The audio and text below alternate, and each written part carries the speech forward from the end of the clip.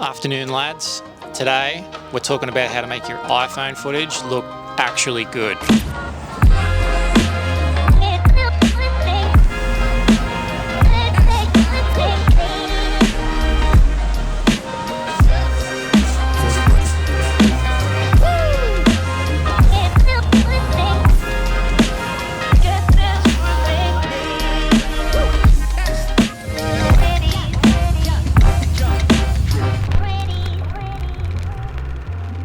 So the dilemma, if you will, the problem with iPhone footage is the quality. If you look at all your iPhone stuff, it's normally oversaturated, oversharpened, and it's just got that iPhone-y look to it, I guess you could say. There's nothing inherently wrong with this. It's just, for me, what ends up happening is you end up your whole life just shooting everything on your phone because you don't have a good camera on you. And then you end up with folders and folders and hundreds of gigs worth of just this iPhone stuff that you're never going to do anything with. And one of the most common phrases that you'll hear almost every YouTube photographer out there say is the best camera is the one that you have on you. But the problem is, how do you make it look good?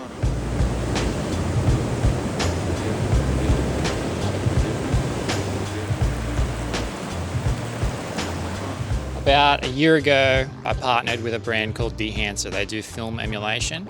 I am heavy into my film photography and videography. So it was a match made in heaven, and I have continued to use that software for the entire year on almost every job I do, both professionally and personally. It's great. But what I haven't really done is used it for the mobile version for iPhones. This app is a subscription-based service. And normally when people say this stuff, you go like, I don't want another subscription or I don't want another service, but like, trust me, like this app makes it so usable to use your phone and turn it into something ridiculously good looking. But don't just take my word for it. I'll take you down to the office and I'll show you. All right, here we are in the aforementioned office. And we're going to go through it. So there are a few things that you need to sort of be aware of when you're going into the iPhone, things you need to change if you want to get like these sorts of results out of the phone. They're not hard, but you do have to do it. Okay, first things first, you're going to go into the settings and look up your camera. Then you're going to go down to camera controls and you're going to go into it. And the first thing you're going to do is change it to 4K 25 frames per second. That's if you're in Australia. If you're in America, you're going to be on 24 or 30 or 60. You're going to set it to high efficiency, and you're going to scroll down and you're going to set it to Apple ProRes, and then you're going to set the encoding to log. So this is specifically talking for video. These cameras on the back of your phone, if you want to get the absolute best out of them, this is the settings that you're going to have to be in. It is going to eat like a lot of data on your phone, so you have to be aware of that, but it's definitely worth it. For the photos, you're going to enable 24 megapixel ProRAW Max, and then you're going to, if you want to get better at photography, I would recommend turning on the grid. That's going to help you sort of get good with sort of the rule of thirds and like basic principles of photography, I guess. And then that's it. We're ready to shoot. Okay, so we'll just jump straight into the photography with the iPhone 16. So we've talked about how to set it up. You're out in the streets and you're shooting with the thing.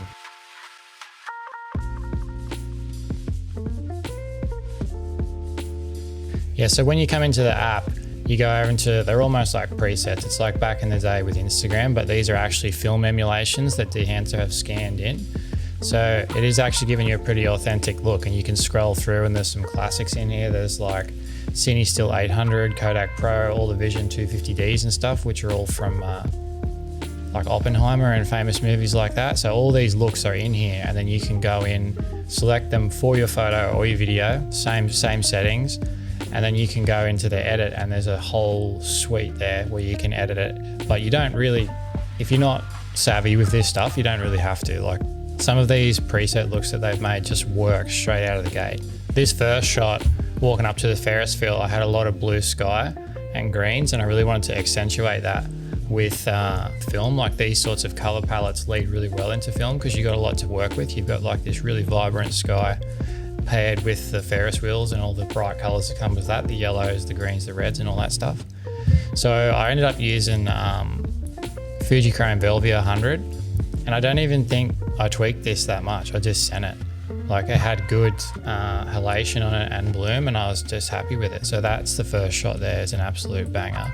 So I'll show you the raw, and then here's the edit. This next shot was the one that really made me go, wow, this is freaking insane. So this is the actual aforementioned Ferris wheel. So I ended up using Kodak Vision 350D, which is another good one I use all the time. It's not as, I guess, as flat as all the other Vision 3s tend to be in these apps. So I used 50D here, and then I came in and I'm pretty sure I did some adjustments. I went over and changed some halation and turned it up. Some of these are super simple, like contrast, exposure, these sorts of things. Anyone can adjust these. From there, you can go over into the halation and the bloom, and you can turn them up or down. You can also put film damage on it as well. You've got compression and expand, which kind of help if the image is blown out. Like, it's not going to save your image, but it's definitely, if it is a bit blown out, those two tabs will tend to help you a little bit there. Yeah, I'll just run through them now. Like, this is one of my favorite shots of the Ferris wheel. So I'll here's the raw, and then here's the edit. And then I'll put them side by side. And then I'll just start to roll through these. Like, so these are just some of my favorite images from that day, edited with various different film stocks.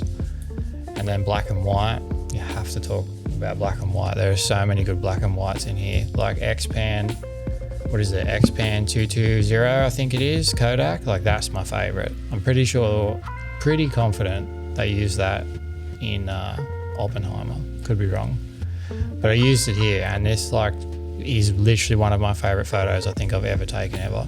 I absolutely love this photo, and these are just the same shots, just edited with black and white. Yeah, I feel like unless you're really pixel peeping, like, these are good enough. Like, what are you going to do with them? Like, I talked about this in another video. Like, I take photography for me. I enjoy it. Like, these are the sorts of things, like, I wouldn't really hesitate to put in a little coffee book in my house to show people of my travels and stuff. Like, this takes something that would just otherwise sit in my pocket unused and allows me to grab shots. Like, for some, you might not have your camera on you this day, or something might have happened too fast for you to get your camera out and get it like a professional photo, but this allows you to get something.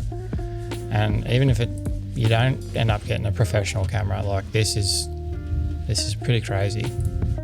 Anyway, now on to the surprise of the day, videography.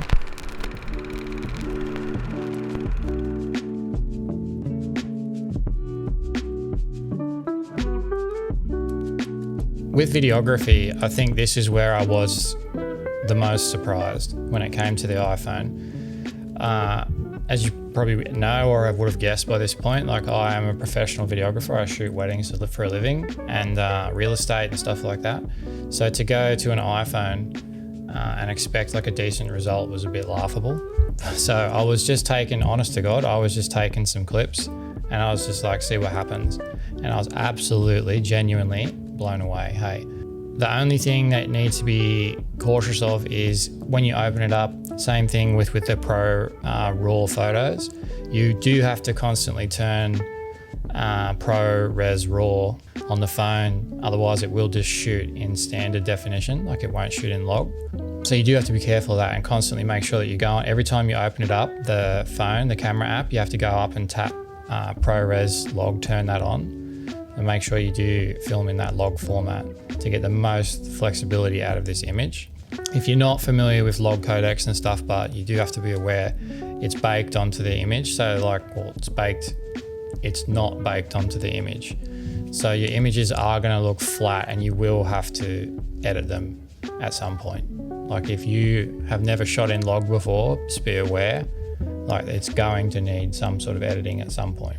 But I'll just roll some footage over the screen now. This was all shot handheld on the iPhone, walking throughout Newcastle on an iPhone 16 Pro, and color graded with Dehancer. I'm fairly certain I color graded this with CineStill 800T, and then just tweaked it a bit, added a bit of halation and a bit of bloom. But other than that, it's just straight iPhone footage. And it's incredible. It's absolutely unbelievable. Hey, all the application is the same, like the same tweaks and the same adjustments that you do for the photos, you're going to do for the video. It's exactly the same across the board. And again, if you get used to this and then you transition over to Premiere Pro, it's the same functionality there, the same drop-down menus, the same tabs, everything's the same.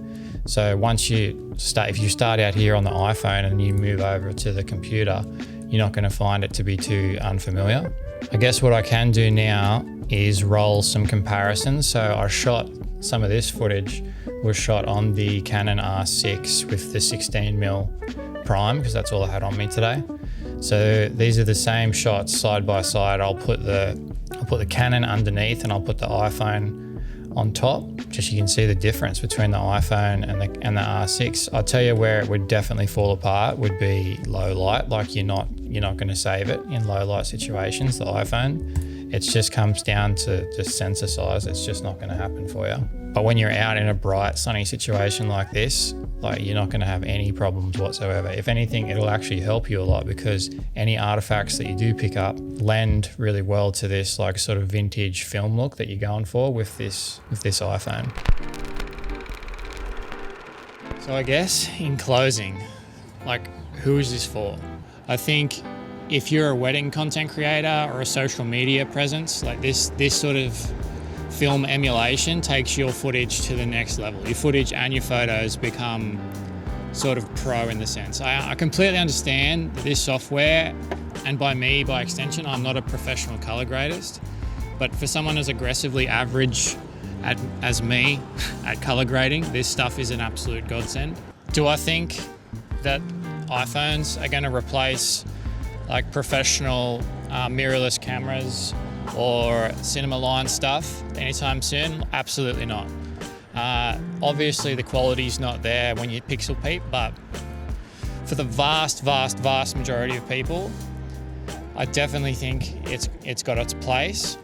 I do think it's making leaps and bounds. Like if you go back to when I was sort of younger and I was running actual camcorders back in the day, like the quality is absolutely horrendous, and that's just because that's all I could get my hands on. And the gap between me and like a professional with a DSLR or a cinema rig was unfathomable for me at that age. But now kids can get their hands on these sorts of phones and come up with unbelievable content. It's unreal. Like I was just talking to my friends, sending him some clips while I was doing research for this film. And he was saying, imagine if we had this 4K stuff when we were kids. Like the fact that I can pull out of my pocket 4K 100 frames per second stuff is ridiculous to me. I also think, that as time goes on, like right now, film and camcorders and all these sorts of things, they have like their imperfections. That's what makes people want to shoot with them. That's what makes it nostalgic, is because it's not perfect. The footage isn't the clearest, or the film's scratched, but it's these things that draw people to it, because it takes them back to a time when they were having fun.